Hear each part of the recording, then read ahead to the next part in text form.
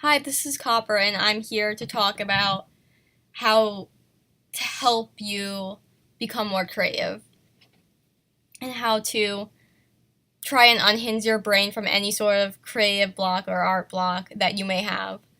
So, the first thing I'm going to be talking about is how your words and the words you use can actually affect how your artwork comes out. And it could either completely stop and halt the creative process or open up new possibilities. The reason for this is actually because your brain can't process a lot of things at once. It's just not meant to do that. So, words are like shortcuts that it uses to process information and take a direction to get something done.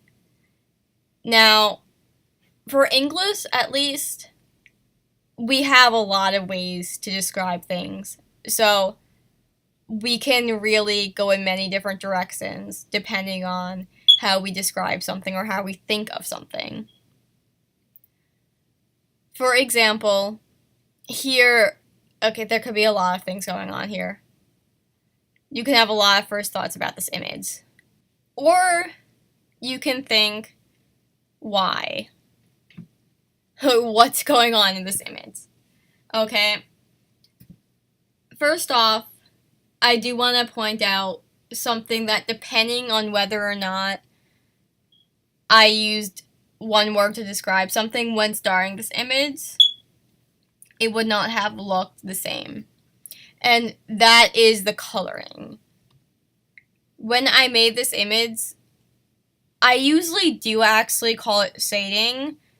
However, I called it coloring this time.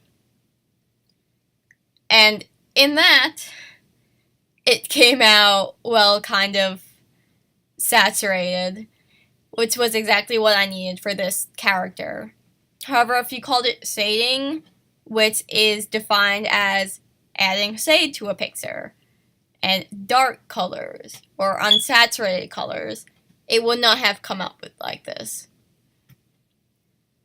It could have came out great, but it will come out the same way as probably a lot of my other images. You can also refer to it as lighting, in which case there probably will be a lot more definitive shadows, because then lighting comes associated. I'm sorry, guys. I'm sick. I probably sound like a complete nerd right now, but I really needed to get the series started. Okay, back to lighting. You probably see a lot more definitive shadows, because with lighting comes a lot of shapes, and you think exterior-wise with the type of light that's coming, where the external light is. I probably should have done that, however, I didn't.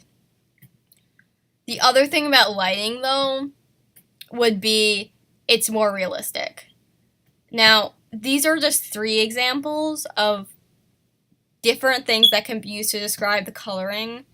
The addition of colors in this picture from the flat base color. And all 3 of them would lead to something completely different.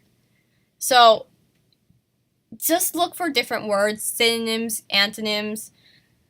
Sometimes you really have to dig into dictionary.com, man. If you're ever looking to expand your style or learn something new or just try something new, that's a good way to start.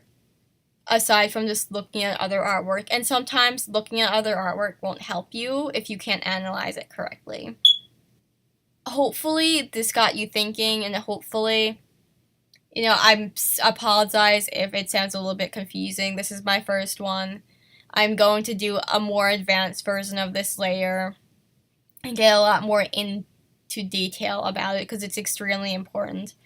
And if you could learn how to change your language and how to use words with you instead of against you, you can do some really great stuff really fast.